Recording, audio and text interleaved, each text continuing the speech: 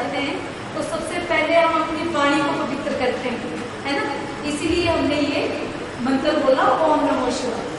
तो हम जो है वो आध्यात्मिक ईश्वरीय विश्वविद्यालय नई दिल्ली से यहाँ एक सेमिनार कंडक्ट करने आए हैं।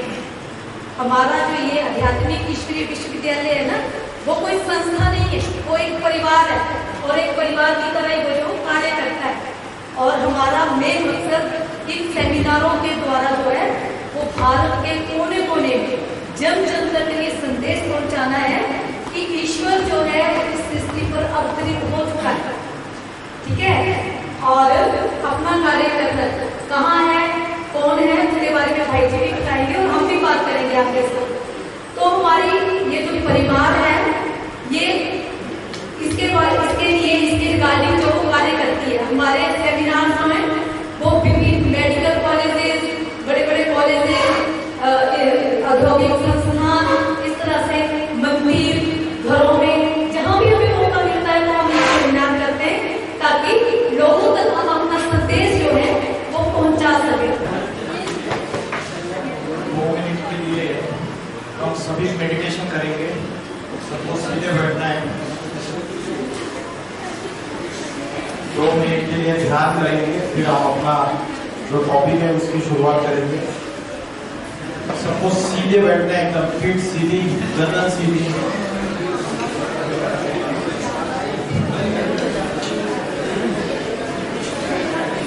आपको सभी को भ्रुकुटी के बीच में, यहाँ मस्तक के बीच में, यहाँ पे ध्यान लगाना है। मन में अनेक अनेक विचार आएंगे, उन विचारों के पीछे भागना नहीं है।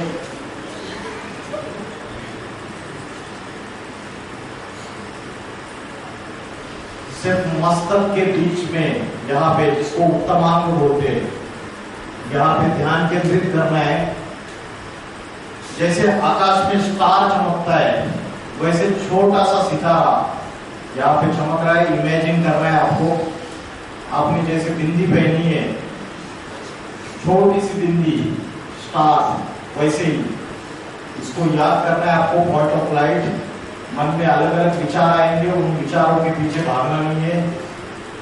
जिसके मन में सबसे ज्यादा विचार आ रहे हैं वो समझ जाए कि मेरा मन बीमार है, ठीक है। जिसके मन में कम विचार आए उसका मन स्थिरियम है।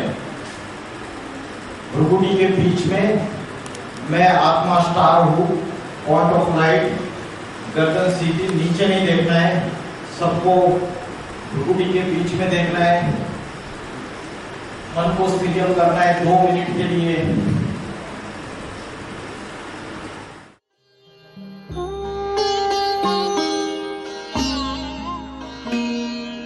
ज्योति बिंदु परमात्मा से है मेरी आत्मा, अब चल कर ले मिलन। परमानंद का अनुभव कर, ओ परमानंद का अनुभव कर, तू धन्य बना जीवन। ज्योति बिंदु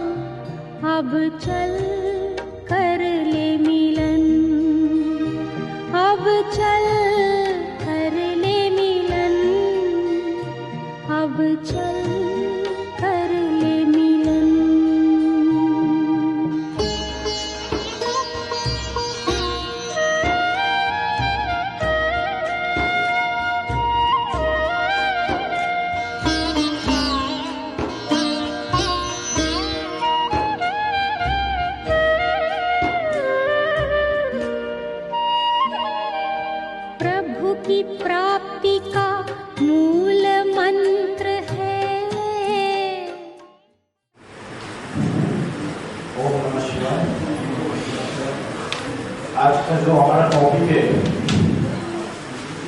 how to control mind with Rajyoga. तो आज का जो टॉपिक है हमारा, राजयोग से मन को कंट्रोल कैसे करें। तो सबसे पहली चीज है, ये भारत का प्राचीन राजयोग क्या है। आपने सुना है राजयोग की बात। अच्छा, आप में से कितने लोगों ने श्रीमद् भगवत गीता पढ़ी है? किसी को नॉलेज है भगवत गीता में क्या लिखा है? हाथ ऊपर कीजिए। अच्छा, पूरी नहीं पढ़ी है, थोड़ी बहुत नॉलेज है, पढ़ा है, कोई है यहाँ पे? किसी को नॉलेज नहीं है। चाहे इस्लाम धर्म हो, चाहे बौद्ध धर्म हो, चाहे क्रिश्चियन धर्म हो, चाहे सिख हो, सभी धर्म वाले इस बात को मानते हैं कि श्रीमद् भगवत गीता ये कोई धर्म ग्रंथ नहीं है, ये एक आध्यात्मिक ग्रंथ है। धर्म और अध्यात्म इसमें अंतर है। अध्यात्म का अर्थ क्या है पता है किसी को? अध्यात्म का अर्थ है अधि मतलब अंदर, और आत्मा, आत्मा के अंदर की जो नॉलेज है वो अध्यात्म है। अध्यात्म का अर्थ क्या है? अधि प्लस आत्मा, आत्मा के अंदर की जो नॉलेज है वो अध्यात्म है। अभी हमें जो नॉलेज है, अभी हम जो एजुकेशन ले रहे हैं, इसको बोलते हैं सेक्युलर एजुकेशन या फॉर्मल एजुकेशन। आप आईटीआई का कोर्स कर रहे हो, कौन सी ट्रेड से आईटीआई में? ड्राफ्ट्समैन है, इलेक्ट्रिकल है, फिटिंग, वेल्डिंग, ये सारे ट्रेड से, ठीक है। तो हम जो काम कर रहे हैं, lathe machine, drilling machine, milling machine, है ना। अभी तो कंप्यूटराइज न्यूमेरिकली कंट्रोल मशीन्स आ गए। तो मशीन जो है वो चैतन्य है या जड़ पदार्थ है? क्या है? मटेरियल जड़ पदार्थ है या चैतन्य है? चैतन्य है। और हम जानवर, पशु पक्षी, ये चैतन्य है या जड़ है? मनुष्य, इन सभी के अंदर आत्मा रहती है। क्या रहती है? तो आत्मा चैतन्य है, जिसकी वजह से हम आंखों से देख सकते, कानों से सुन सकते, बात कर सकते, इंद्रियों से हलन चलन कर सकते। तो जो भी हिलता, चालता, बोलता है, जिसके अंदर चेतना है, क्या है? चेतना माना कॉन्शियसनेस, जिसके अंदर प्राण शक्ति है, उसी को बोलते आत्मा या जीव। तो जो आत्मा है वो हमारे शरीर को चलाने वाली कंट्रोलर है। जैसे कोई मशीन होती है, आप क्या करते हो? स्विच ऑन करते हो, उसको इलेक्ट्रिकल सप्लाई अगर नहीं दिया तो मशीन काम कर सकती है क्या? चाहे वेल्डिंग मशीन हो, लेथ मशीन हो, चाहे कोई भी इक्विपमेंट हो, काम कर सकता है? उसको पावर देना जरूरी है। वैसे आत्मा एक एनर्जी है, और ये शरीर जो है हमारी एक मशीनरी है। और शरीर की इंद्रियां जो है वो आत्मा की एनर्जी से एक्ट करती है। अभी हमें शरीर की नॉलेज है, हमें पदार्थ की नॉलेज है, मैटर की नॉलेज है, मशीन जड़ है। डॉक्टर लोग क्या करते हैं? शरीर का पूरा अभ्यास करते हैं। मेडिकल साइंस शरीर का अभ्यास करते हैं। जो मैकेनिकल इंजीनियर से, या आप आईटीआई का कोर्स कर रहे हो, डिप्लोमा कोर्सेज करते हैं, वो लोग मशीन का पूरा अभ्यास करते हैं। उसमें प्रैक्टिकली वर्क कैसे करना है। जो डिजाइन इंजीनियर रहेगा उसको डिजाइन करेगा। तो हमें जो सारा का सारा जो नॉलेज है, आज स्कूल, कॉलेज, यूनिवर्सिटी में जो नॉलेज मिल रहा है वो जड़ पदार्थ से रिलेटेड नॉलेज मिल रहा है। और पदार्थ किससे बनता है? एटम्स और मॉलिक्यूल्स से। पता है ना ये बात? एटम्स और मॉलिक्यूल से पदार्थ बनता है। अच्छा, एटम को आंखों से दिखाई देता है क्या? एटम सूक्ष्म होता है। बहन जी इधर देखिए, एटम सूक्ष्म होता है। एटम सूक्ष्म होता है, वैसे ही आत्मा जो है वो भी अति सूक्ष्म होती है। जैसे एटम आंखों से दिखाई नहीं देता है, वैसे जो आत्मा है वो भी इन आंखों से दिखाई नहीं देती है। सबका कंसंट्रेशन मेरी तरफ चाहिए। मुझे आंखों से ही पता चलता है कि कौन कहाँ सोच रहा है, दूसरी कोई बात सोच रही है या यहाँ वहां देख रहा है। सबको यहाँ कॉन्सेंट्रेटेड होके सुनना है 1 घंटा। तो जैसे एटम सूक्ष्म है जिससे पदार्थ बनता है, वैसे आत्मा भी सूक्ष्म है। अभी जो मॉडर्न साइंस है, जो विज्ञान है, वो सब तरीके की जो इन्वेंशन कर रही है, जो खोजें कर रही है, डिस्कवरीज कर रही है, वो सारे के सारे क्या खोजें कर रही है? इंटरनेट टेक्नोलॉजी, मोबाइल आए, ठीक है, आर्टिफिशियल इंटेलिजेंस आया, रोबोटिक्स टेक्नोलॉजी आ गई। ये सारी इन्वेंशन साइंस कर रही है।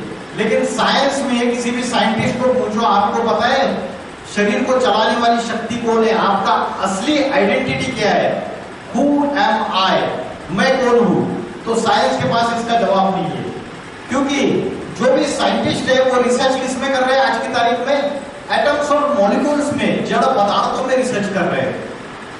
उनको नॉलेज नहीं है आत्मा की। और आज इतनी साइंस की रिसर्च होने के बावजूद और इतनी साइंटिफिक डेवलपमेंट होने के बावजूद दुनिया में दुख और अशांति बढ़ता चला जा रहा है या कम हो रहा है? क्या हो रहा है? तो साइलेंस अलग है और साइंस अलग है। साइंस से साइलेंस नहीं, साइलेंस की पावर एस्टेब्लिश नहीं हो सकती। अगर साइंस से साइलेंस की पावर एस्टेब्लिश होनी होती तो 10 साल में हम सबके पास मोबाइल आए, है ना? और उस मोबाइल का यूज करके हमारी सबकी बुद्धि भटक रही है या और कॉन्सेंट्रेटेड हो रही है? क्या हो रहा है? सच्चा सच्चा बोलो, मित्र हूं मैं तुम्हारा, सच्ची बात बोलो, क्या हो रहा है? मन बुद्धि भटक रही है, अनस्टेबल हो रही है, अनस्टेबिलिटी बढ़ रही है। ये मोबाइल जो है, इसकी बैटरी रोज चार्जिंग करते हो ना? 2 बार भी करते हो, बिना भूले रात को सोते समय चार्जिंग लगा के सो जाओगे। लेकिन ये आत्मा की जो बैटरी है, मन और बुद्धि, शास्त्रों में बोला है मन रेव आत्मा, मन बुद्धि ही आत्मा है। आत्मा कोई अलग से चीज नहीं है। तो ये जो आत्मा की बैटरी है, मन और बुद्धि है, ये रोज के रोज हमारी डिस्चार्ज हो रही है। हाँ जी, आंखें दर्द कर रही है क्या? या देखो, आत्मा की बैटरी जो है, मन और बुद्धि, ये रोज डिस्चार्ज होती है। हम चार्जिंग करते हैं क्या? 24 घंटे में 1 घंटा भी, आधा घंटा भी हम मन बुद्धि को एकाग्र करने के लिए देते हैं क्या? बताइए, पूछिए अपने आप को। 24 आवर्स में हम सारा का सारा समय किसके लिए देते हैं पता है क्या? अपने देह के लिए, शरीर के लिए, बॉडी। अच्छा खाना है टाइम टू टाइम, सवेरे दोपहर शाम, अच्छे कपड़े पहनने हैं, और जो पढ़ाई आप करते हो, जो एजुकेशन ले रहे हो, उससे रिलेटेड जो मेहनत करते हो, वो भी देह के लिए, क्योंकि आपको डिग्री चाहिए, कल जाके डिग्री मिलेगी, नौकरी मिलेगी। तो जो कुछ भी मेहनत हम करते हैं सवेरे से लेकर रात तक, रात में सो जाते हैं, तब हम शरीर को आराम देते हैं। लेकिन मन बुद्धि रूपी आत्मा हमारी सपने आते हैं, अलग अलग भटकती रहती है। भटकती है नहीं भटकती है? मन में ऐसे ऐसे विचार आते हैं, ऐसे ऐसे लोग दिखते हैं जिनको कभी जीवन में देखा भी नहीं है। डरावने सपने आते हैं, माइंड डिस्ट्रैक्ट होता रहता है छोटी छोटी बातों से, रात को नींद नहीं आती है, उल्टे पुल्टे ख्याल आते हैं, निगेटिव संकल्प आते हैं, वेस्ट थॉट्स चलते रहते हैं। होता है या नहीं होता है? सवेरे से लेकर रात तक अपने आप को चेक करो कि पॉजिटिव संकल्प ज्यादा चलते या निगेटिव संकल्प ज्यादा चलते हमारे अंदर। पॉजिटिव सकारात्मक विचार ज्यादा होते हैं या वेस्ट थॉट्स व्यर्थ संकल्प ज्यादा होते हैं? अपने आप को चेक करो। तो मन बुद्धि रूपी जो आत्मा है, क्योंकि आत्मा क्या है? मन रेव आत्मा, मन बुद्धि ही आत्मा है। मन और बुद्धि और संस्कार, इन तीनों से आत्मा बनती है। आत्मा की 3 इंग्रेडिएंट्स है ये। तो आज जितनी भी दुख, अशांति, हिंसा, आतंकवाद, भ्रष्टाचार, व्यभिचार, हिंसा, आतंकवाद, वायलेंस, ये सारा जो फैला हुआ है समाज में भी फैला है और हमारे अंदर भी फैला हुआ है। हमारे अंदर भ्रष्टाचार है या नहीं है? बताइए, भ्रष्टाचार हमारे अंदर है या नहीं? हम खुद भ्रष्टाचारी है। कोई 10% है, कोई 20% है, कोई 30% है। भ्रष्टाचार का अर्थ है भ्रष्ट इंद्रियों का आचरण। जैसे हम बाहर की दुनिया में बोलते हैं पोल्यूशन बहुत ज्यादा बढ़ गया है, प्रदूषण। हमारा मन पोल्यूटेड नहीं है क्या? मन में प्रदूषण है या नहीं है? हाँ बोलो ना, बात तो मैं कर रहा हूं, आपको सिर्फ हाँ बोलना है। तो मन हमारा पोल्यूटेड है। हिंसा, वायलेंस हमारे मन के अंदर है या नहीं है? किसी को आंखों से, इस आंख से हम गलत कुदृष्टि से देखते हैं तो वो भी हिंसा है। किसी को वाचा से हम गाली गलौज करते हैं तो वो भी हिंसा है। क्रोध में हम आंखें लाल पीली करते हैं तो वो भी हिंसा है। किसी के ऊपर बाहुबल चढ़ाते हैं, मार पिटाई करते हैं, वो भी हिंसा है। मन से किसी के प्रति अगर हम ईर्ष्या द्वेष के गंदे संकल्प चलाते हैं वो भी हिंसा है। तो हिंसा करते हैं या नहीं करते हम? तो सिर्फ समाज में ये सारी चीजें नहीं फैली हुई है, हमारे अंदर भी फैली हुई है। हमारे अंदर ही ये दुख, अशांति, हिंसा, आतंकवाद, भ्रष्टाचार, व्यभिचार सब कुछ फैला हुआ है। और उसका बाहर हम रूप देख रहे हैं, बड़ा रूप, स्थूल रूप। तो राम और रावण की जो युद्ध है वो हमारे आत्मा के अंदर चल रही है। राम माना क्या? राम माना दैवी गुण, डिवाइन वर्च्यूज, जो देवता की क्वालिटीज होती है वो राम है।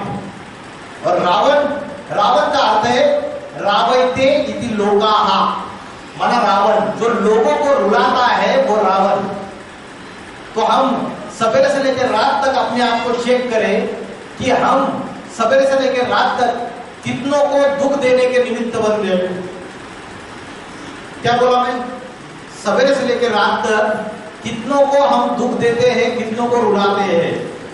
सवेरे आते हैं, माँ को रुला के कोई आया है क्या आज? कोई माँ का कोई ऑर्डर है, उसको माना नहीं, माँ ने कुछ बात बताई, आज्ञा दी, उसको माना नहीं। तो हम जीवन में जितने लोगों से संबंध संपर्क में आते, कितनों को दुख देते हैं और कितनों से दुख लेते हैं। दुख देना भी नहीं है और दुख लेना भी नहीं है। तो राम और रावण की युद्ध, रावण भी हमारे अंदर बैठा हुआ है। किसी के अंदर ज्यादा परसेंटेज वाला बड़ा रावण है, और जो बड़ा रावण जिसके अंदर है ना, तो हम बोलते हैं अरे ये क्या राक्षस जैसा है। तो वो राक्षसी वृत्तियां, वो डेमोनिक क्वालिटीज, डेमन माना राक्षस। श्रीमद् भगवत गीता का 16वां अध्याय, इंटरनेट पे गूगल में जाइए, Shrimad Bhagavad Gita chapter number 16। Chapter number 16 में आपको पूरे अध्याय में जो अनेक श्लोक है उसमें दैवी गुण क्या है और राक्षसी गुण क्या है, इसके बारे में पता चलेगा।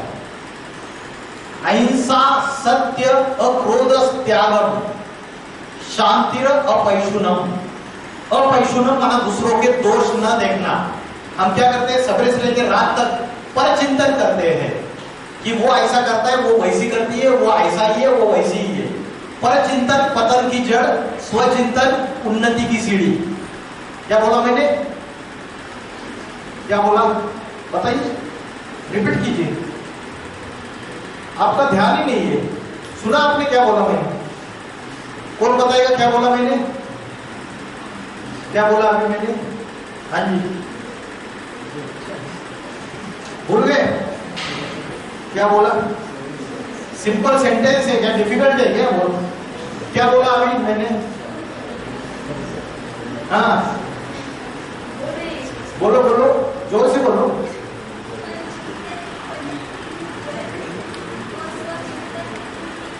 उन्नति की सीढ़ी। वेरी गुड, बैठिए। इतना सिंपल सा, ये भारत देश में रहते हो ना सभी। सिंपल रोज की कहावतें जीवन में, ये कोई नया ज्ञान नहीं सुना रहा हूं मैं, भाई आसमान से टपक के आया हूं। पर चिंतन पतन की जड़, स्वचिंतन उन्नति की सीढ़ी। तो 16वां अध्याय में अगर आप पूरा स्टडी करोगे तो आप खुद को एनालिसिस कर सकते हो कि मेरे अंदर दैवी गुण ज्यादा है या राक्षसी गुण ज्यादा है। पूरा उसमें दिया हुआ है, घर पे जाके चेक करो।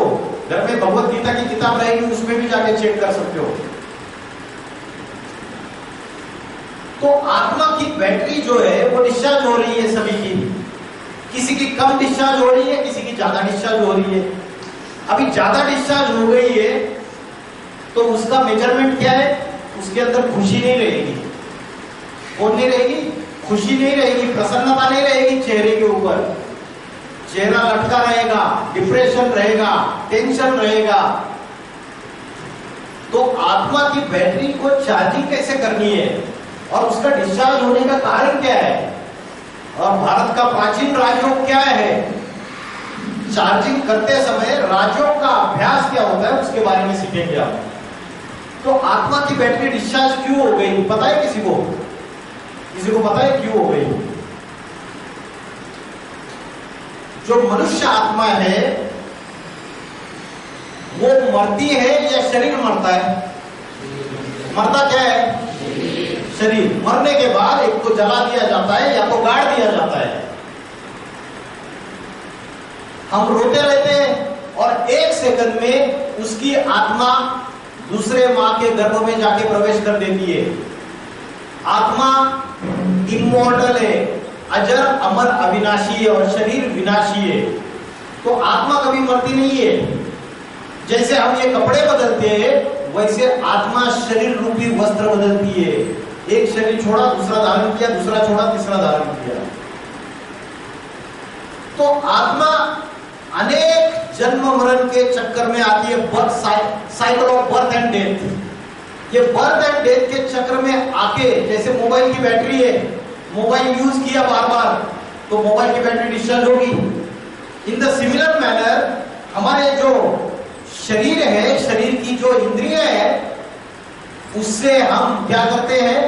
सुख और दुख का अनुभव करते हैं। क्या करते हैं? सुख और दुख का अनुभव करते हैं, विषय भोगों का अनुभव करते हैं। 5 विषय है: रूप, रस, गंध, स्पर्श और शब्द।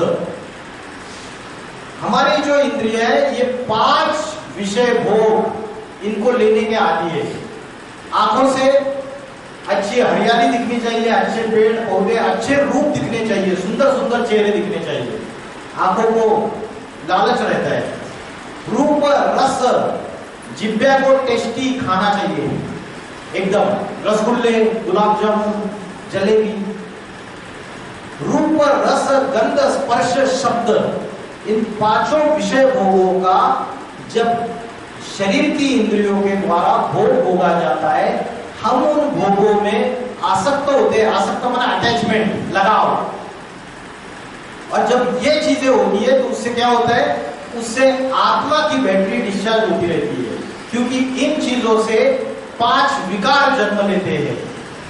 5 विकार जो जन्म लेते हैं उनको कहा जाता है 5 राक्षस। अभी कौन सा युग चल रहा है? बहन जी इधर देखिए ना आप। तो कलयुग में बोलते हैं कि कली राक्षस ने सबके अंदर प्रवेश कर लिया है। ये कली राक्षस क्या है पता है? ये क्या है कली राक्षस? बोलते सबके अंदर कली राक्षस ने प्रवेश किया है। तो मैंने अभी बोला कि ये जो विषय को हम इंद्रियों से भोगते हैं उससे 5 विकार जन्म लेते हैं जब उससे आसक्त हो जाते हैं। वो 5 विकार कौन से? कौन बताएगा? काम,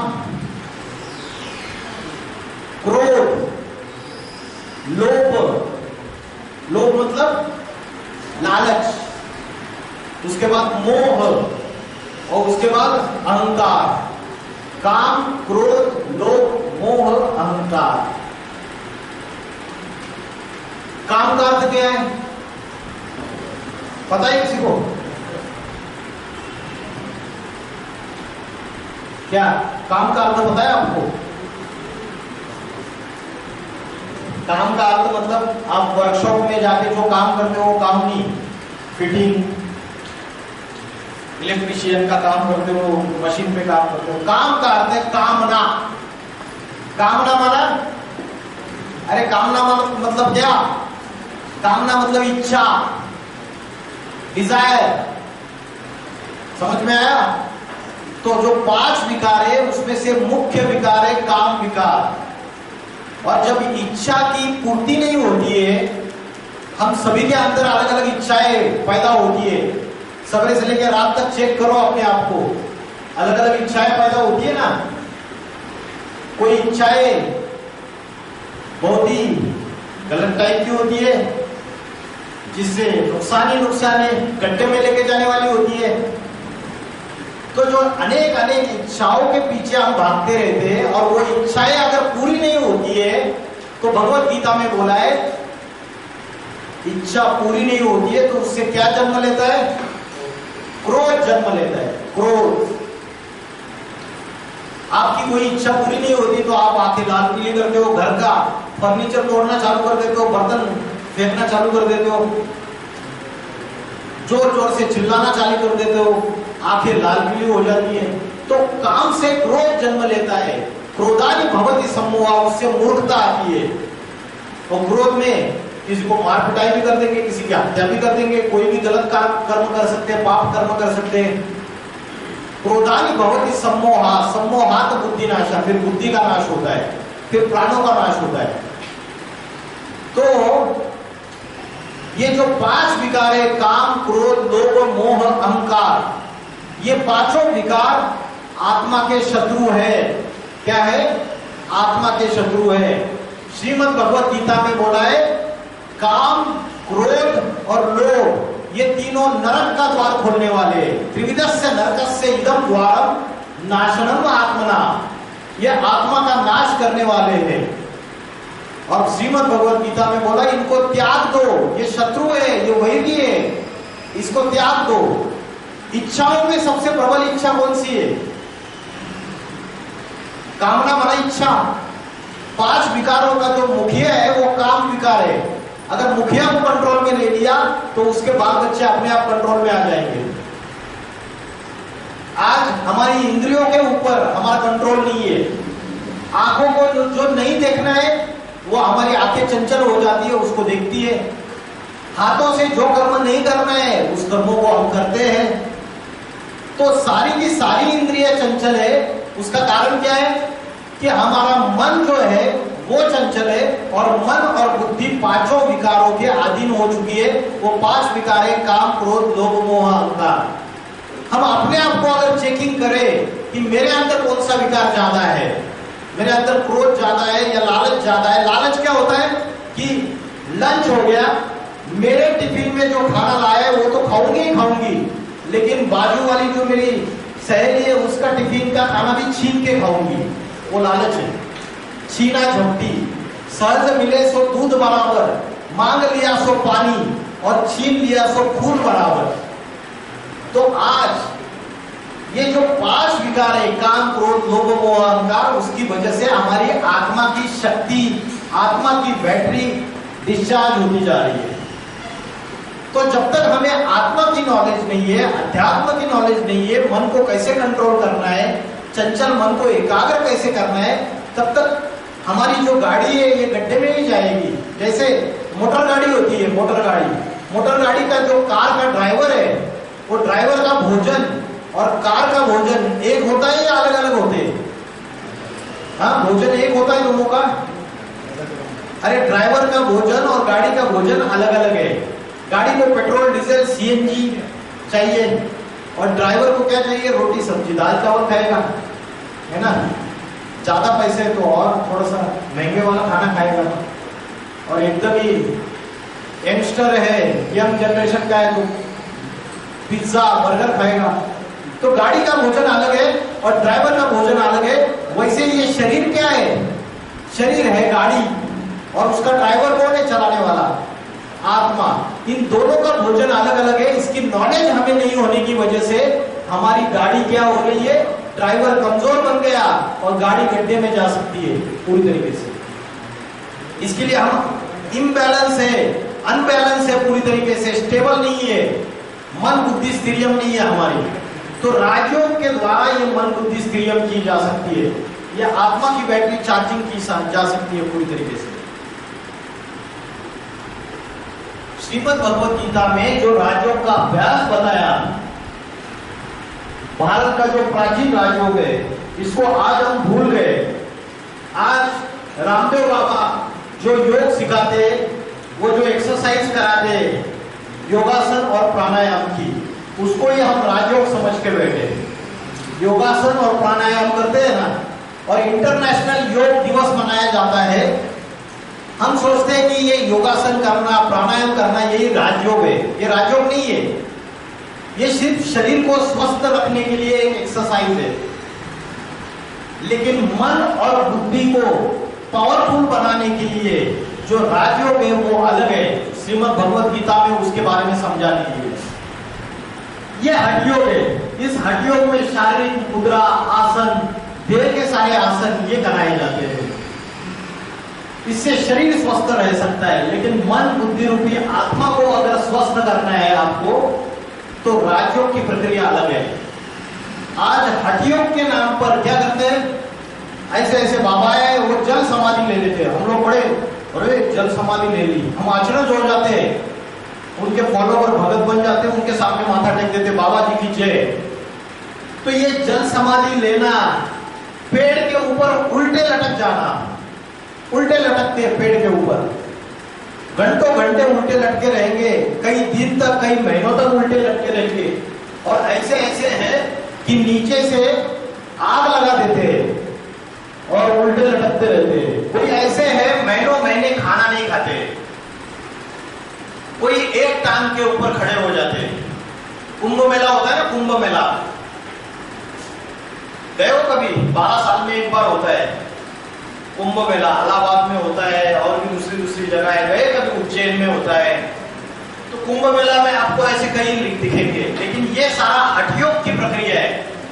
श्रीमद् भगवत गीता में बोला है, ना अति खाने वाले का और ना बिल्कुल उपवास करने वाले का, दोनों का योग नहीं लगता है। योग माना मन को स्थिरियम करना, दोनों का योग नहीं लगता है। यहां तो ये बाबा जी हजारों दिन से उपवास पे बैठे हुए हैं, तो मन एकाग्र हो सकता है क्या? स्थिरियम हो सकता है क्या? शरीर को तपाने से, हठयोग करने से मन बुद्धि रूपी आत्मा की चार्जिंग हो ही जाएगी, जरूरी नहीं है।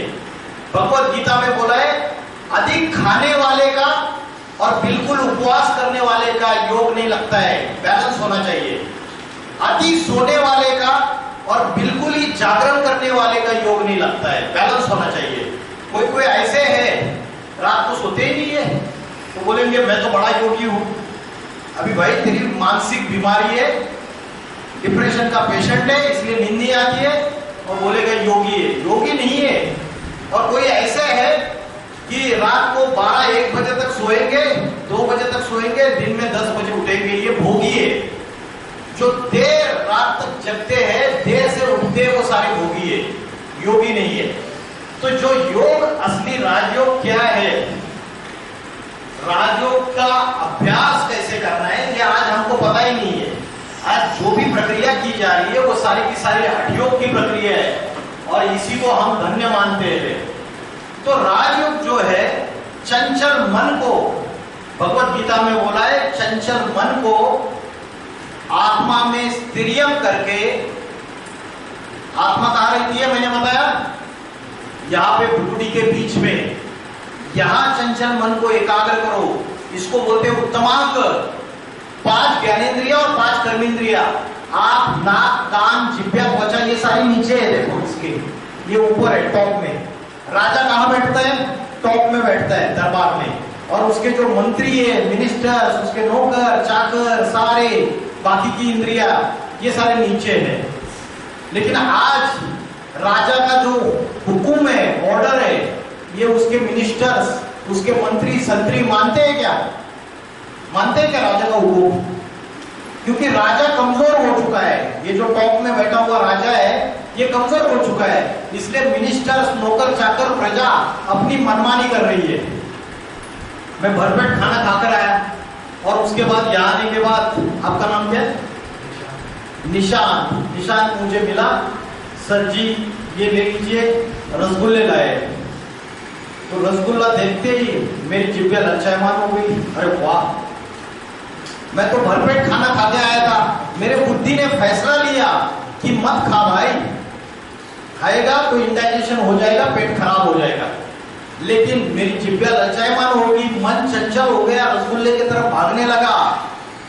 हाथ भी इंद्रिय है, हाथ भी चंचल हो गया, रसगुल्ला उठाया, मुंह में डाला, मुंह भी इंद्रिय है, और जिभ्या से उसका स्वाद ले लिया। तो मेरे आत्मा ने जो डिसीजन लिया, डिसीजन मेकिंग पावर, निर्णय करने की शक्ति जो है, उसका जो हुक्म था, ऑर्डर था, मत खा, मेरे इंद्रियों ने माना क्या? बताओ, नहीं माना। उसका कारण क्या है कि राजा कमजोर हो चुका है। राजा के ऑर्डर इंद्रियां सारे के सारे अपनी मनमानी कर रहे हैं पूरी तरीके से। तो इंद्रियों को कंट्रोल करने के लिए सबसे पहले जो 11वां इंद्रिय है वो है मन। दिखता नहीं है, वो 11वां इंद्रिय है सूक्ष्म, उस मन को कंट्रोल करना पड़ेगा और बुद्धि को पावरफुल बनाना पड़ेगा। अभी बताइए बुद्धि को पावरफुल कैसे बनाएंगे? मन को कंट्रोल करने के लिए मैंने बताया, चंचल मन को भ्रूकुटी के बीच में यहाँ पे स्थिरियम करो। यहाँ आत्मा रहती है, यहाँ आत्मा रहती है। इसका क्या प्रूफ? श्रीमद् भगवत गीता में बोला है, भ्रूण मध्य प्राण में आवेश सम्य का, भ्रूकुटी के मध्य में प्राण शक्ति स्थित है। और उसका दूसरा प्रूफ है, और एक भारत की कन्या माता है, यहाँ पे बिंदी लगाती है, और पुरुष लोग यहाँ पे टीका लगाते हैं या तिलक लगाते हैं। ये आत्मा के टिकने की निशानी है।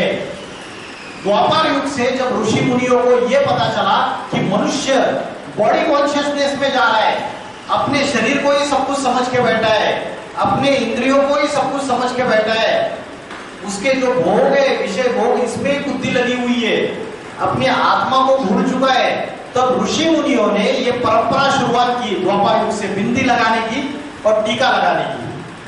आज हम उस परंपरा को भूल गए, उसका आध्यात्मिक रहस्य भूल गए।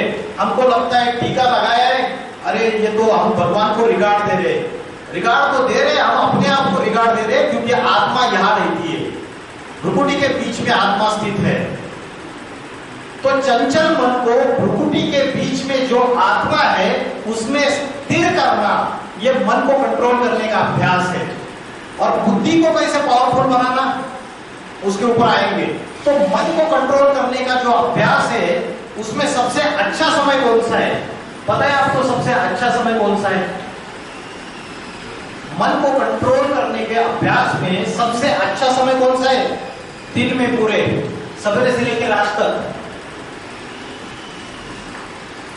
बताइए सबसे अच्छा समय कौन सा है? किसी को पता ही नहीं। मन को एकाग्र करने का अभ्यास करने के लिए सवेरे से लेकर रात तक सबसे अच्छा समय कौन सा है? प्रातः समय, ब्रह्म मुहूर्त का समय, सूरज उगने से पहले ब्रह्म मुहूर्त का समय रहता है, सवेरे 2 बजे से लेके 4:45 बजे तक का समय।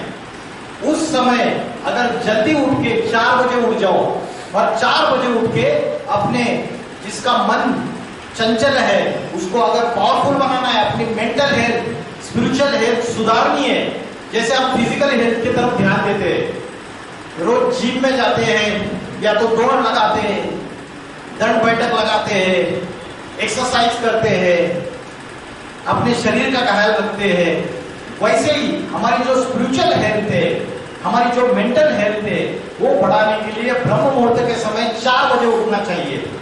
4 बजे उठ के कोई भी याद नहीं आना चाहिए, उठते ही ना चाचा याद आना चाहिए, ना ताऊ, ना काका, ना मामा, कोई याद नहीं आना चाहिए, ना कोई फ्रेंड, ना कोई टीचर, कोई याद नहीं आना चाहिए। सिर्फ मैं आत्मा स्टार हूं, जैसे आकाश में स्टार चमकता है वैसा स्टार यहां चमक रहा है। जितने भी मन में विचार आ रहे हैं उसके पीछे भागिए मत, मन को एक पॉइंट ऑफ लाइट में एकाग्र कर दीजिए, स्टार में। आधा घंटा रोज अभ्यास कीजिए इसका, मन को एकाग्र करने का। 180 दिन 6 मंथ्स के लिए यह अभ्यास कीजिए, आपको रिजल्ट मिलेगा। आपको महसूस होगा कि यहाँ प्रचंड शक्ति है, ट्रिमेंडस पावर है, अनुभव करेंगे। जैसे इलेक्ट्रिक करंट आंखों से दिखता है क्या? नहीं दिखता, लेकिन जब हम कपड़ों को प्रेस कर रहे हैं तब हमें करंट लगता है, शॉक लगता है, हम उसका अनुभव कर लेते हैं, मुझे करंट लग गया। वैसे ही आत्मा का अनुभव किया जा सकता है, भले इन आंखों से दिखती नहीं है, आत्मा का अनुभव किया जा सकता है, उसका रियलाइजेशन किया जा सकता है। And self realisation is god's realisation. जो खुद का रियलाइजेशन करेगा उसको परमात्मा का रियलाइजेशन भी हो जाएगा। परमात्मा शक्ति क्या है? तो कौन से समय उठना है? ब्रह्म मुहूर्त के समय 4 बजे। रात को जल्दी सो जाओ, 9, साढ़े 9, 10 बजे मैक्सिमम सो जाओ। 6 घंटे की नींद काफी है, 4 बजे उठ जाओ। 6-7 घंटे की नींद, 4 बजे उठ जाइए और सिर्फ आपको आत्मा का अभ्यास करना है। ये हो गया चंचल मन को एकाग्र करने का अभ्यास। लेकिन राजयोग की जो प्रक्रिया है, वो राजयोग की प्रक्रिया यहां तक लिमिटेड नहीं है। योग में कभी भी 2 व्यक्ति चाहिए। जैसे बच्चा, क्या नाम बताया आपने? निशांत अमेरिका चला गया, पढ़ लिख के बड़ा ऑफिसर बन गया, अमेरिका चला गया। तो निशांत की माँ यहाँ पे बैठी है, कौन सी जगह ये? नैनपुखर, यहाँ पे बैठी हुई है। और निशांत की माँ मोबाइल से वीडियो कॉलिंग ट्राई कर रही है और वीडियो कॉलिंग नेटवर्क कम होने की वजह से कनेक्शन नहीं हो पा रहा है निशांत से। अभी निशांत क्या कर रहा है? मेरा बेटा अच्छे से खा रहा है क्या? वहां का क्लाइमेट सूट हो रहा है क्या निशांत को? तबीयत तो ठीक है ना निशांत? ऐसे माँ सोच रही, ठीक है। तो मोबाइल का नेटवर्क फेल हो गया और माँ निशांत को यहाँ बैठे हुए नैनपुखर में बैठे हुए बच्चे को याद करती है और 7 समुद्र पार उस बच्चे को टचिंग होती है कि माँ ने मुझे जरूर याद किया रहेगा। निशांत बोलता है अपने फ्रेंड को, मेरी माँ ने मुझे जरूर याद किया है मेरे को। ये जो वाइब्रेशन की पावर है, ये जो मन के संकल्पों की पावर है, इसको बोलते हैं बुद्धि योग। माँ का बच्चे से बुद्धि का योग। योग माना कनेक्शन। क्या है ये? कनेक्शन। आज से सवेरे से लेकर रात तक आप चेक करो कि हम बुद्धि का योग किससे जोड़ते हैं। हमें बुद्धि का योग किससे जोड़ना चाहिए? अगर हम गलत से बुद्धि का योग जोड़ेंगे तो वैसे ही बनेंगे। अगर चोर से बुद्धि का योग जोड़ेंगे, चोर का संग करेंगे तो चोरी के संस्कार आएंगे। कोई नशेड़ी है, उससे बुद्धि का योग जोड़ेंगे, उससे कनेक्शन जोड़ेंगे तो उसके ही जैसे बनेंगे हम। सही बोल रहा हूं ना? देखो एकदम परफेक्ट, एकदम परफेक्ट। शर्मा गए तीनों बच्चे। सच्ची बात बोलते तो मिर्ची लग जाती है। तो जैसे का संग करेंगे वैसे ही संस्कार आएंगे। तो योग किससे लगाना चाहिए? कनेक्शन किससे जोड़ना चाहिए? कनेक्शन हमेशा हाईएस्ट से जोड़ना चाहिए। जब हम सोचते हैं कि कोई भी कुमारी है, जब वो सोचती है कि मुझे शादी करनी है, मैरिज करनी है, तो वो क्या सोचती है कि मेरा पति जो है ना, हमेशा वो सोचती है मेरा पति राजकुमार होना चाहिए, ऐसे घोड़े पे आ रहा है। तो हाईएस्ट हमेशा राजा का पुत्र होना चाहिए, हाईएस्ट। तो कनेक्शन हमेशा हाईएस्ट से जोड़ना चाहिए, अरे गहरे नत्थु खरे से नहीं जोड़ना चाहिए। तो सबसे हाईएस्ट कौन है? सबसे टॉप मोस्ट कौन है? सबसे टॉप मोस्ट कौन है? कौन बताएगा? किससे कनेक्शन जोड़ना चाहिए? योग किससे होना चाहिए? बताइए, कौन है top most? Narendra Modi ji. Top most कौन है सबसे? हाँ बराबर, बताइए। भगवान, परमात्मा। हम आत्मा की बात कर रहे। आत्मा माना चेतना, कॉन्शियसनेस, और परमात्मा माना super consciousness, highest consciousness, highest चेतना।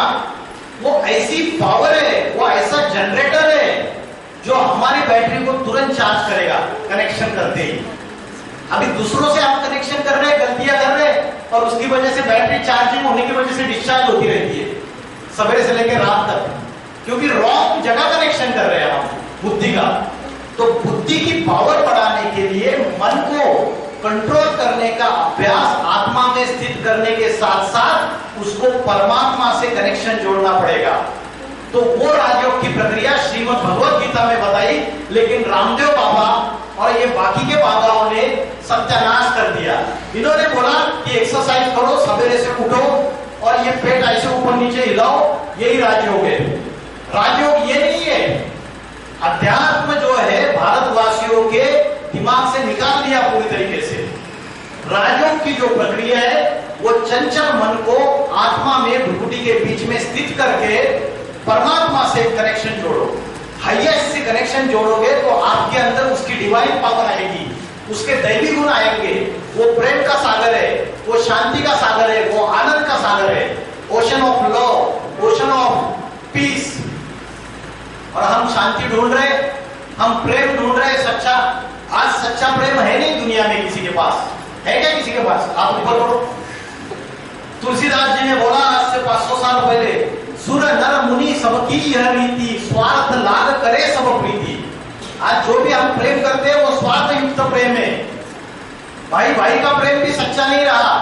इधर पिता शरीर छोड़ देता है, पिता की मृत्यु हो जाती है और भाई भाई प्रॉपर्टी के लिए एक दूसरे का गला काट देते हैं। होता है या नहीं? भाई भाई प्रॉपर्टी के लिए, जमीन जायदाद के लिए एक दूसरे का गला काट देते हैं। तो प्रेम जो है वो स्वार्थ युक्त प्रेम है। निस्वार्थ अनसेल्फिश लव जो है एक परमात्मा आके सिखाता है, क्योंकि परमात्मा जो है वो हाईएस्ट पावर है, वो सिर्फ डिवाइन पावर देता है, वो कोई स्वार्थ युक्त प्रेम नहीं करता है। तो राजयोग की प्रक्रिया में महाभारत में अर्जुन ने जब प्रश्न पूछा भगवान को, क्या प्रश्न पूछा दूसरे अध्याय में कि मेरा मन बड़ा चंचल है, मेरा मन बड़ा हठी है, बलवान है, ये वायु के समान गतिमान है, घोड़े के जैसा भाग रहा है, इस चंचल मन को मैं कैसे एकाग्र करूं? ये क्वेश्चन अर्जुन ने भगवान को पूछा। असंशयम महाबाहो मनो दुर्निग्रहम चलम, मेरा ये चंचल मन कैसे मैं कंट्रोल में करूं? तो भगवान ने जवाब दिया, अभ्यास तो कौन्तेय वैराग्य न प्रियते। भगवान ने उसको ये नहीं बताया कि बाण में से चलाने हैं, अस्त्र शस्त्र कैसे चलाने हैं, उसकी विद्या नहीं दी। भगवत गीता में पढ़िए आप भगवत गीता, कंप्लीटली मन को कैसे कंट्रोल करना है, मन को कैसे जीतना है। मन जीते सो जगत जीत, श्रीमद् भगवत गीता में बोला है। मन के हारे हारे, मन के जीते जीते। जब लाइफ में अलग अलग सिचुएशंस आती है और हम मन से हार जाते हैं तो हार गए। अगर हम मन से पावरफुल है, विल पावर अच्छी है हमारी, आत्मबल अच्छा है हमारा, विल पावर मतलब आत्मबल, वो अगर अच्छा है तो हम कठिन से कठिन समस्याओं को, जो पहाड़ जैसी समस्या है उसको भी क्रॉस कर सकते हैं। इसलिए भगवत गीता में अर्जुन को दो चीजें बताई। एक तो योगाभ्यास कर, बार बार चंचल मन को एकाग्र करने का अभ्यास कर। किसी को समझो पढ़ाई में कोई सब्जेक्ट उसका वीक है, समझो इंग्लिश सब्जेक्ट वीक है या मैथमेटिक्स वीक है, तो बार बार उसको बहुत मेहनत करनी पड़ती है उसमें अच्छे मार्क्स लाने के लिए। वैसे जिसका मन भटक रहा है उसको बार बार चंचल मन को एकाग्र करने के लिए ज्ञान भ्रुकुटी के बीच में लाकर स्थिर करना है। उसके लिए जरूरी नहीं सिर्फ सवेरे ही अभ्यास करना है, दिन भर क्लासरूम में बैठे बैठे, वर्कशॉप में प्रैक्टिकल का वर्क करते करते और साइकिल चलाते चलाते, कहीं भी रहते हुए, कर्म करते हुए अपने मन को हम भ्रुकुटी के बीच में एकाग्र करने का अभ्यास कर सकते हैं। उसके लिए आंखें बंद करने की जरूरत नहीं है। ये जो जितने भी हड्डियों की है उन्होंने कैसे टाइप का ध्यान करना सिखाया हमको सिखाया कि पालथी मार के बैठ जाओ, आंखें बंद कर दो और ध्यान करो। अरे पालथी मार के बैठ जाएंगे तो हमें तो किचन में जाके खाना भी बनाना है, हमें तो फिर जाके कॉलेज में भी जाना है तैयारी करके, फिर कॉलेज में स्कूल में जाके वहां जाके पढ़ाई पढ़नी है, अटेंशन देना है, पढ़ाई कर, सारे कर्म करने हैं हमें। कर्म करते हुए अगर हम चंचल मन को एकाग्र करने का अभ्यास करें तो वो कर्म योग है। उसके लिए कोई आंखें बंद करने की जरूरत नहीं है। श्रीमद् भगवद गीता में बोला है संप्रेक्ष। संप्रेक्ष माना आंखें खुली रखकर चंचल मन को भुकुटी के बीच में एकाग्र करके परमात्मा से कनेक्शन जोड़ो, आंखें खुली रखे। वो संप्रेक्ष नाम का योग अभ्यास बताया। और दूसरा बताया वैराग्य। वैराग्य क्या है? वैराग्य ये है क्या कि बदले वस्त्र पहन लो और जंगल में चले जाओ परिवार वालों को छोड़ के, ये वैराग्य है? वैराग्य ये नहीं है। वैराग्य है कमल पुष्प समान जीवन। कमल का जो फूल होता है वो कीचड़ में रहता है। इस विषय विकारों की दुनिया में रहते हुए कीचड़ की एक भी बूंद हमको स्पर्श नहीं होनी चाहिए। सबके साथ रहते हुए समाज में, उसके बावजूद हम उनके जो अवगुण है, उनके जो दुर्गुण है, उनकी जो गलत आदतें है, उसके ऊपर उसका हमारे ऊपर कोई असर नहीं हो रहा है, वो वैराग्य है। ऐसा नहीं दूर भाग के वैराग्य, साथ में रहते हुए वैराग्य। कलियुग में सबसे दो बड़े दोष है। कलियुग में सबसे बड़े दोष है संग दोष और दूसरा है अन्न दोष। संग दोष माना संग तारे और कुसंग बोरे। अच्छा संग जो है, अच्छी कंपनी जो है, वो हमारी नैया पार लगाता है। और जो कुसंग है, गलत संग है, होते हैं ना, सभी जगह होते हैं। इस इंस्टीट्यूट में भी कोई ऐसे रहेंगे, इतनी गंदी लतें सबको लगाएंगे, गंदी आदतें लगाएंगे। एक सड़ा हुआ आम अगर अच्छे आम की टोकरी में रख दिया तो सारे के सारे सड़ जाते हैं। तो कलयुग में दो दोष है, संग दोष और अन्न दोष। अगर संग अच्छा है, अगर हमारी बुद्धि परमात्मा से संग कर रही है, एक हाईएस्ट पावर जो है, सुप्रीम पावर, उससे संग कर रही है, तो हमारा नुकसान नहीं होगा। तो अन्न दोष क्या है? जैसे खाओगे अन्न वैसे बनेगा मन, और जैसे पियोगे पानी वैसे होगी वाणी। अन्न का मन से कनेक्शन है। आप बोलेंगे कैसे अन्न का मन से कनेक्शन है? हम 5 स्टार होटल में जाके, रेस्टोरेंट में जाके, किसी रेडी पे जाके खाना खा रहे हैं, और खाना बनाने वाला वो जो शेफ है, बनाने वाला जो कुक है, वो नशा करता है, गंदे गंदे वेश्यावृत्ति के विचार चल रहे हैं, उसके दिमाग में गंदी गंदी बातें चल रही है। तो वो जब खाना बनाएगा तो खाने में मसाले डाल दिए, टेस्टी तो लगेगा, लेकिन उसके आंखों से वाइब्रेशन निकल रहे, उसके हाथों से वाइब्रेशन निकल रहे खाना बनाते वक्त, तो उसका असर, उन वाइब्रेशन का असर हमारे मन के ऊपर भी होगा। ये बात हम जानते नहीं है। इसलिए जो भोजन है वो ऐसा भोजन होना चाहिए जैसे माँ के हाथ से बनाया हुआ भोजन घर में, या खुद के हाथ से बनाया हुआ भोजन। तो क्योंकि उसका असर मन के ऊपर भी होता है। तो कलयुग में दो दोष है, संग दोष और अन्न दोष। तो आज जैसे डिप्रेशन आता है, टेंशन आता है, तो हम क्या करते हैं? डॉक्टर के पास जाते हैं। शरीर के डॉक्टर बहुत है आज, लेकिन जो मन के जो विकार है और चंचल मन को जो बीमारियां है, मनोविकार, उसको ठीक करने वाले डॉक्टर नहीं है। जैसे कोई वृक्ष होता है, वृक्ष के अगर पानी देना है वृक्ष को, तो कहाँ पानी देते हैं हम? जड़ों में या बीज में पानी देंगे तो सारे वृक्षों को पानी मिलेगा। अलग से टहनियों को पानी देने की जरूरत नहीं है। अगर हमें हैप्पीनेस और पीस, शांति और सुख चाहिए, तो हमें कहाँ पानी डालना पड़ेगा? मन रूपी बीज को पानी डालना पड़ेगा, आत्मा को पानी देना पड़ेगा, तो हमें सच्ची सुख और शांति मिल सकती है। श्रीमद् भगवद गीता में भगवान ने बताया अध्यात्म विद्या विद्या नाम। यह अध्यात्म विद्या जो है, ये सर्वश्रेष्ठ विद्या है सभी विद्याओं में। यह आत्मा की नॉलेज ही सर्वश्रेष्ठ नॉलेज है। इंजीनियर बनने की, डॉक्टर बनने की, वकील बनने की, ड्राफ्ट्समैन बनने की, इलेक्ट्रीशियन बनने की विद्या सर्वश्रेष्ठ विद्या नहीं है। अध्यात्म विद्या सर्वश्रेष्ठ विद्या है। तो आज हमारी असली आइडेंटिटी, हु एम आई, हम भूल चुके हैं। हमारी असली आइडेंटिटी क्या है? मैं एक आत्मा हूं। I am not a body, I am a peaceful soul. और आत्मा भ्रुकुटी के बीच में रहती है। एक शास्त्र है कठोपनिषद। इस शास्त्र में बोला है आत्मा नाम रथिनम विद्धि। आत्मा क्या है? पैसेंजर है, रथी। शरीरम रथमेव च, शरीर गाड़ी है, रथ है। बुद्धि तुम सारथी विद्धि, बुद्धि सारथी है, उसको कंट्रोल करने वाला। मन प्रग्रह में वच, मन लगाम है, और इंद्रियानी हयाना हो, इंद्रिया घोड़े है। आज ये इंद्रिया रूपी घोड़े हमारे भाग रहे, मन रूपी लगाम हमारा ढीला पड़ा हुआ है, और बुद्धि रूपी सारथी है, वो तो शराब पीकर आराम से पड़ा हुआ है ना। सारथी माना ड्राइवर, ड्राइवर अगर शराब पिया हुआ है, दारू पिया हुआ है, तो गाड़ी गड्ढे में जाएगी। तो ये सारे के सारे जो है ये कमजोर हो चुके हैं, और उसकी वजह से आज हम जीवन में सुख और शांति का अनुभव नहीं कर पा रहे। तो मैंने बताया, राजयोग की प्रक्रिया बताई, चंचल मन को भ्रुकुटी के बीच में आत्मा में स्थित करके परमात्मा से कनेक्शन जोड़ना। अभी दूसरी बात कि बुद्धि को कैसे पावरफुल बनाना है। बुद्धि तो निर्णय करने की शक्ति है, डिसीजन मेकिंग पावर। उसके लिए क्या सॉल्यूशन है? उसके लिए सॉल्यूशन है सत्संग। क्या सॉल्यूशन है?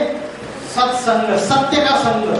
मतलब रोज आपको दिन में 1 घंटा आपको पॉजिटिव विचार, अच्छे विचार, सत्संग सुनना चाहिए। 1 घंटा सारे पॉजिटिव थॉट्स जिससे आ सके। जैसे घर में हमारे कचरा जमा होता है, तो दिन में 2 बार कचरा साफ करते हैं, झाड़ू लगाते हैं, फिर बाद में कहाँ डालते हैं कचरा? डस्टबिन में डालते हैं। और डस्टबिन घर में रखते हैं या दूसरे दिन सवेरे वो स्वच्छता अभियान की गाड़ी आती है ना, क्या गाना गाते हैं वो? इरादा कर लिया हमने स्वच्छता का। तो कौन सा इरादा कर लिया? ये घर के अंदर जो कचरा पड़ा हुआ है, जो समाज में बाहर रास्ते के ऊपर कचरा पड़ा हुआ है, उसकी साफ सफाई करने का इरादा कर लिया।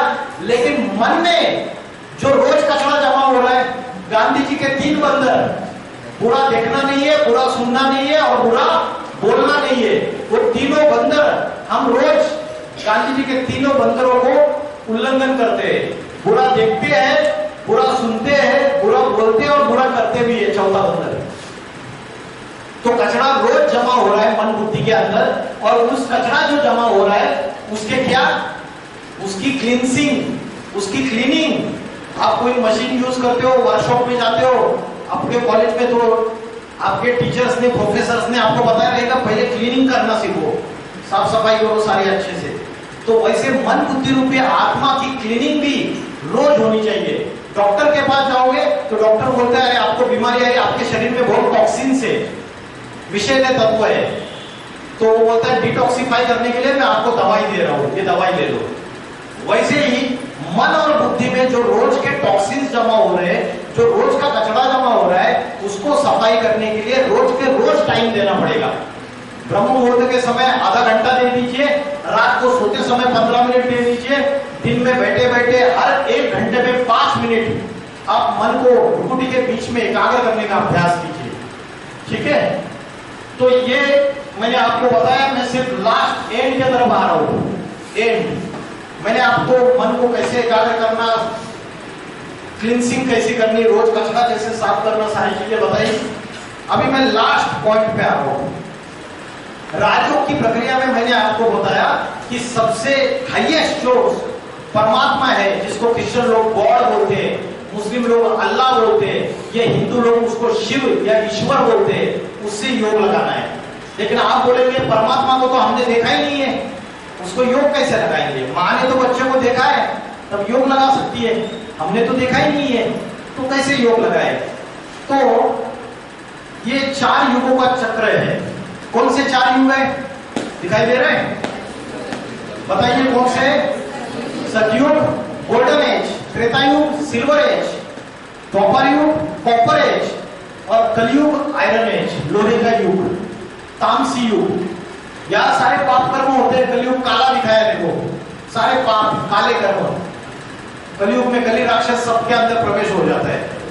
तो जो कलयुग में जब पाप, भ्रष्टाचार, अत्याचार, दुख, अशांति, हिंसा, आतंकवाद अति में बढ़ जाता है, तब जो परमात्मा है उसके बच्चे दुखी हो रहे, परेशान हो रहे, अनेक अनेक धर्मों के बीच में झगड़ा बढ़ता चला जा रहा है। हिंदू, मुस्लिम, क्रिश्चियन आपस में लड़ाई झगड़ा कर रहे हैं, देश देश आपस में लड़ रहे हैं, सारी दुनिया अभी तीसरे विश्व युद्ध के कगार पे खड़ी है। ये बात सही है नहीं है? थर्ड वर्ल्ड वॉर कभी भी शुरुआत हो सकता है 3-4 सालों में, ऐसी परिस्थिति आ चुकी है। First world war, second world war हो चुका, लेकिन अभी थर्ड वर्ल्ड वॉर के कगार पे दुनिया खड़ी हुई है। ये कलयुग का जो समय है, ये घोर पापी कलयुग का समय चल रहा है। ऐसे समय हमको बैलेंस में रखना बहुत जरूरी है। तो ऐसे समय परमात्मा स्वयं, जब सृष्टि का चक्र जो है, ये चक्र घूमता रहता है, सतयुग, त्रेतायुग, द्वापरयुग, कलयुग। कलयुग रात्रि है और सतयुग दिन है, सोच रहा है। कलयुग पुरानी दुनिया है और सतयुग नई दुनिया है, पावन दुनिया है। कलयुग पापी दुनिया है और सतयुग पावन दुनिया है।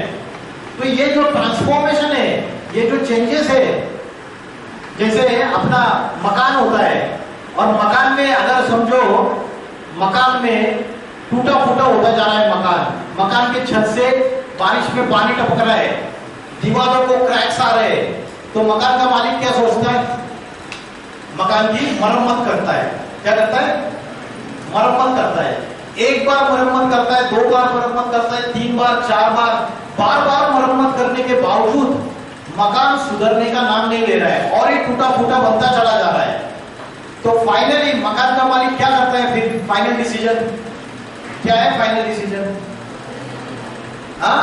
कॉमन सेंस है, कॉमन सेंस। पुराना मकान तोड़ देगा, नया मकान बांध के तैयार करेगा। लेकिन पुराना मकान पहले नहीं तोड़ता है, पहले नया मकान बांध के तैयार करता है, जिसको कहा है सतयुग। और अपने बीवी बाल बच्चों को उस नए मकान में शिफ्ट कर देता है, फिर पुराने मकान को डिमोलिश कर देता है। तो ये जो पापी कलयुगी दुनिया है, इसका जब अंत समय नजदीक आता है, तब परमात्मा स्वयं इस धरती पर अवतरित होते हैं, स्वयं इस सृष्टि पर कलयुग के अंत में अवतरित होते हैं। अभी हमारी बात चल रही थी कि भगवान से योग कैसे लगाए, हमने तो देखा ही नहीं है। तो कभी तो ऐसा समय आएगा इस चक्र में कि उसको इस सृष्टि पे अवतरित होना पड़े। यदा यदा ही धर्मस्य ग्लानिर्भवति भारत, जब धर्म की ग्लानि होती है, सत्य सनातन धर्म की ग्लानि होती है और अधर्म का बोलबाला होता है, तो सज्जनों की रक्षा करने के लिए, सज्जन कौन है? जो आत्मा का अभ्यास करने वाली पवित्र सोल्स, सज्जनों की रक्षा करने के लिए और दुर्जनों का विनाश करने के लिए मैं आता हूं, भारत में आता हूं। तो कलयुग का जो लास्ट समय है और सतयुग की शुरुआत, इन दोनों के बीच का जो पीरियड है, ड्यूरेशन है, इसको बोलते हैं संगम युग। ये संगम युग का 100 इयर्स का जो समय है, इसमें अल्लाह कहो, खुदा कहो, गॉड कहो या शिव कहो, इस सृष्टि पे अवतरित होते हैं। वो आके अध्यात्म की पढ़ाई पढ़ाते हैं सदगुरु के रूप में। गुरु अनेक है लेकिन सदगुरु एक है, देवी देवता अनेक है लेकिन भगवान एक होता है। तो शिव परमात्मा है। ये मकान, ये जो सृष्टि रूपी मकान है, ये जो संसार है, इसमें जब जब पाप बढ़ते गए, तब मरम्मत करने के लिए तुलसीदास आए, कबीरदास आए, सूरदास आए, अलग अलग संत महात्माएं आए। और इतने सारे संत महात्माएं आए, इन्होंने क्या किया? गुरु नानक जी आए, जीसस क्राइस्ट आए, मोहम्मद पैगंबर आए, अनेक अनेक संत महात्मा आए। इन्होंने सबने इस संसार में जब जब पाप बढ़े तो रिपेयरिंग किया, मरम्मत की। लेकिन इन्होंने मरम्मत करने के बावजूद क्या दुनिया में से पाप खत्म हो गए क्या? बताइए। हजारों साल से गंगा के पानी में नहा रहे, क्या सभी के पाप धुल गए? भारत में, दुनिया में पाप और ही बढ़ते चले गए, दुनिया और ही पापों के गर्त में नीचे चली गई। जब ऐसा समय आता है, तब स्वयं ईश्वर को इस सृष्टि पे जो जनरेटर है, जो पावर का सोर्स है, उसको स्वयं आके वो शिक्षक बन के पढ़ाई पढ़ाता है। इसलिए शास्त्रों में बोला है, गुरु ब्रह्मा, गुरु विष्णु, गुरु देवो महेश्वर, गुरु साक्षात परब्रह्म। तो परमात्मा जो है शिव, वो ब्रह्मा द्वारा नई सृष्टि की स्थापना, शंकर द्वारा पुरानी सृष्टि का विनाश, जो घर दुखदायी हो गया, अनेक धर्म, हिंदू, मुस्लिम, क्रिश्चियन, बौद्धी, सन्यासी, सिख आपस में लड़ाई झगड़ा करने लगे, जातियां आपस में लड़ने लगी। जब सृष्टि में अधर्म का बोलबाला होने लगा, तब भगवान आके सृष्टि का उत्थान का कार्य करता है और वो शिव इस सृष्टि पे अवतरित होता है तो सारे संसार में ज्ञान बांटता है, आध्यात्मिक ज्ञान। इसलिए आपने देखा है शंकर जी के जटा से गंगा निकली। ये गंगा कोई पानी की गंगा नहीं है। चित्रकार जो चित्रकारिता करता है उसमें अपनी भाव भंगिमा व्यक्त करता है। ये गंगा जो है ये ज्ञान गंगा है। किसी बुद्धिमान व्यक्ति से ज्ञान निकल रहा है उसके मुख से, तो चित्रकार कैसे दिखाएगा इस बात को चित्र में? या कोई चित्रकारिता में फेमस कोई है जो बहुत एक्सपर्ट है, या पेंटिंग करने में कोई एक्सपर्ट है जिसको बहुत इंटरेस्ट रहता है पेंटिंग करने में? कोई नहीं है चित्रकारिता में, ड्राइंग में। तो चित्रकार जब चित्र करता है तो उसको दिखाना है कि ये व्यक्ति बड़ा बुद्धिमान है और इसके बुद्धि से ज्ञान निकल रहा है। तो चित्रकार कैसे दिखाएगा चित्र में? जैसे पानी महीन होता है, पानी पतला होता है, वैसे ज्ञान भी पतला महीन होता है। और जैसे पानी बहता है वैसे ज्ञान भी बहता रहता है। इसलिए ये जो चित्रकार ने पानी की गंगा दिखाई वो ज्ञान गंगा है वास्तविकता। उस ज्ञान गंगा को जब हम अपने जीवन में धारण करते हैं तब बोलते हैं कि शंकर की जटा से जो गंगा निकली उसमें जिसने स्नान किया वो पापों से मुक्त हो गया। तो अभी जो समय चल रहा है ये भगवान इस सृष्टि पर अवतरित हो चुके हैं। ये समय है महाशिवरात्रि का। हम त्योहार मनाते हैं महाशिवरात्रि। किसी को पता है महाशिवरात्रि का अर्थ क्या है? राम का जन्मदिन रामनवमी के रूप में मनाते हैं, कृष्ण का जन्मदिन कृष्ण जन्माष्टमी के रूप में मनाते हैं। लेकिन महाशिवरात्रि जब शिव इस सृष्टि पर अवतरित होते हैं तो उसको महाशिवरात्रि क्यों बोला? कभी सोचा है आपने? रात्रि शब्द का प्रयोग क्यों किया? महारात्रि ऐसे शिव जयंती बोल देते थे, महाशिवरात्रि क्यों बोला? क्योंकि कलयुग जो है वो रात्रि के समान है। क्या है? रात्रि के समान है। और रात्रि में क्या होता है? अंधकार होता है। और अंधकार में क्या होता है?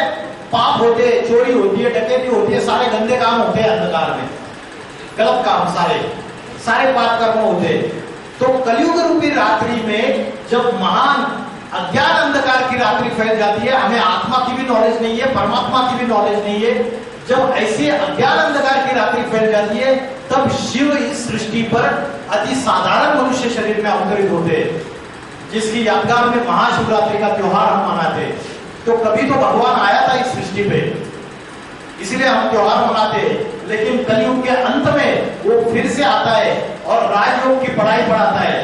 राजयोग क्या है? देखिए वो व्यक्ति उस आसन पे बैठा है, आत्मा का ध्यान कर रहा है, परमात्मा को याद कर रहा है, और ये जो 5 भूत है ये भाग रहे हैं, काम क्रोध लोभ मोह अहंकार, ये उससे भाग रहे हैं। और वो जिस आसन पे बैठा है उसके 4 पिलर से, पहला पिलर है ब्रह्मचर्य, दूसरा है शुद्ध अन्न, तीसरा है क्या है?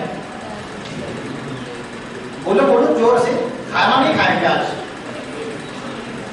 दैवी गुण, और चौथा है सत्संग। ये 4 पिलर से ये राजयोग की पढ़ाई है। ब्रह्मचर्य माना वाचा भी पवित्र, शरीर भी पवित्र, और मन में आने वाले संकल्प और विचार भी पवित्र। ये ब्रह्मचर्य, ब्रह्मा का आचरण। तो भगवान स्वयं आता है। कब आता है? हर हर बम बम। शंकर के आगे, महादेव के आगे क्या बोलते हैं? हर हर बम बम। बम बम क्यों बोला पता है आपको? क्योंकि कलयुग के अंत में एटम बम तैयार हो जाते हैं। 1945 में सेकंड वर्ल्ड वॉर में जापान के 2 शहर हिरोशिमा और नागासाकी, उसमें फर्स्ट एटम बम का इस्तेमाल हुआ। पता है आपको ये बात? 1945, 6 अगस्त 1945, 9 अगस्त 1945 पहले एटम बम का इस्तेमाल हुआ। आज 80 साल के बाद छोटे से छोटे कंट्री में सबके पास, पाकिस्तान के पास, नॉर्थ कोरिया, छोटे से छोटे देश के पास आज एटम बम है, एटॉमिक मिसाइल से, एटॉमिक वेपन से। तो मनुष्य ने अपने विनाश के सारे साधन तैयार कर लिए, अपनी राक्षसी बुद्धि से, अपनी साइंटिफिक बुद्धि से, तीखी बुद्धि से।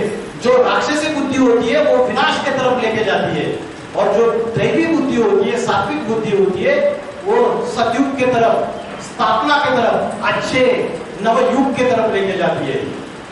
तो साइंस ने, बहन जी क्या बात है, साइंस में अपने विनाश के सारे साधन खुद ही तैयार कर लिए मनुष्य ने।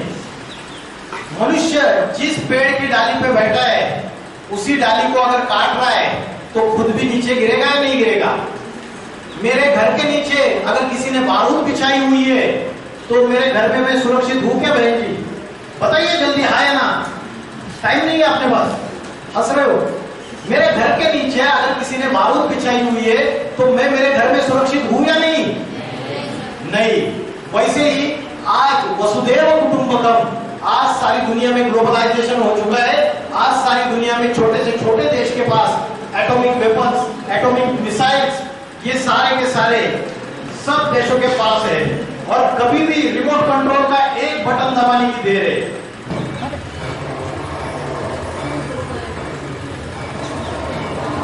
सारी सृष्टि विनाश हो सकती है क्योंकि एटम बम का विस्फोट अगर हो जाएगा तो उत्तर ध्रुव और दक्षिण ध्रुव में जो बर्फ के पहाड़ है, धरती का तापमान बढ़ने की वजह से वो पिघल जाएंगे। बर्फ के पहाड़ पिघलने से समुद्र का जलस्तर बढ़ जाएगा। समुद्र का जलस्तर बढ़ने से बड़े बड़े भूखंड America, Europe, Africa, Australia, New Zealand, China सारे समुद्र के अंदर समा जाएंगे। बड़े बड़े भूकंप आएंगे, प्राकृतिक आपदा आएंगी, उससे शहरों में जो बड़ी बड़ी इमारतें हैं वो ताश के पत्तों के जैसे नीचे गिर जाएंगी।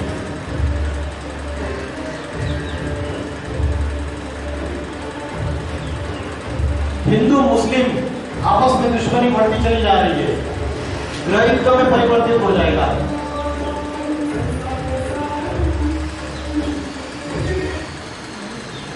तो ये जो समय चल रहा है, तो क्या इस बात को आप मानते हो कि परमात्मा का अवतरण होना जरूरी है इस सृष्टि पर? ईश्वर का अवतरण होके इस सृष्टि का परिवर्तन होना जरूरी है या नहीं है? मानते हो या नहीं? हाँ या ना? तो आज दुनिया में इतने विश्व शांति के सम्मेलन हो रहे हैं, वर्ल्ड पीस कॉन्फ्रेंस हो रहे हैं, लेकिन दुनिया में शांति स्थापन नहीं हो रही है। तो परमात्मा स्वयं इस सृष्टि पर अवतरित हो चुके हैं। राजयोग की प्रक्रिया, राजयोग का अभ्यास सिखा रहे, चंचल मन को कैसे एकाग्र करना, आत्मा को कैसे पवित्र बनाना और बुद्धि को कैसे सात्विक बनाना, प्योर बनाना, इसका अभ्यास करा रहे। बड़े बड़े जो भविष्यकार है उन्होंने भविष्यवाणियां की है। नॉस्ट्राडेमस, नॉस्ट्राडेमस नाम सुना है? बहुत प्रसिद्ध भविष्यवेत्ता है। आप गूगल में डालिए, इंटरनेट में नॉस्ट्राडेमस का नाम। नॉस्ट्राडेमस की भविष्यवाणियां बहुत फेमस है। इंदिरा गांधी का जो हत्या हुई थी उसके बारे में भी उन्होंने भविष्यवाणी की थी। उनके जो सिक्योरिटी गार्ड ने उनको मार डाला था। तो नॉस्ट्राडेमस, कीरो, कीट, एंडरसन, जूलबर्न, गोपीनाथ शास्त्री, ऐसे बड़े बड़े भविष्यकार हैं, उन्होंने भविष्यवाणियां की है। उस भविष्यवाणियों के अनुसार उन्होंने बोला है 21वीं शताब्दी में उत्तर भारत से एक महापुरुष का अवतार होगा। वो महापुरुष योगियों का योगी होगा। वो ऐसी आध्यात्मिक क्रांति लाएगा भारत के अंदर, ऐसा आध्यात्मिक संगठन स्थापन करेगा, आत्मा और परमात्मा की ऐसी नॉलेज देगा कि सारी दुनिया में जो बड़े बड़े इंटेलेक्चुअल्स हैं, साइंटिस्ट, फिलोसोफर्स, ये सारे उसके सामने नतमस्तक हो जाएंगे। बड़ी बड़ी महासत्ताएं America, Europe, Russia, China, Africa, New Zealand, ये सारी उसके सामने झुक जाएंगे। भारत विश्व गुरु बन जाएगा, विजय विश्व तिरंगा पारा। तो सारी दुनिया में भारत जो है वो विश्व गुरु बन जाएगा और वो ऐसे व्यक्ति के द्वारा परिवर्तन होगा, वो दूसरा कोई नहीं है, वो सृष्टि का आदि पुरुष, आदिदेव, शंकर, उसके द्वारा इस सारी सृष्टि का परिवर्तन होना है। शंकर का अर्थ है शम करोति, जो सारी सृष्टि में शांति स्थापन करता है। और शंकर को कौन सी देवता बोलते हैं? विनाश करता, संहार करता। क्यों बोले विनाश करता? क्योंकि अनेक अधर्मों का विनाश करता है। इस्लामी, बौद्ध, क्रिश्चियन, सन्यासी, सिख, जितने भी अलग अलग धर्म फैले हुए, नास्तिक, सबका विनाश करता है और एक आदि सनातन देवी देवता धर्म की स्थापना करता है, जिसमें 100% सुख और शांति रहेगी। एक जाति, एक धर्म, एक भाषा, एक राज्य, ऐसा आदि सनातन देवी देवता धर्म स्थापन करने का कार्य परमात्मा का गुप्त रूप में भारत में चल रहा है और आध्यात्मिक शिक्षा उनके द्वारा दी जा रही है। इतना बोलकर मैं रुकता हूँ। ओम नमः शिवाय।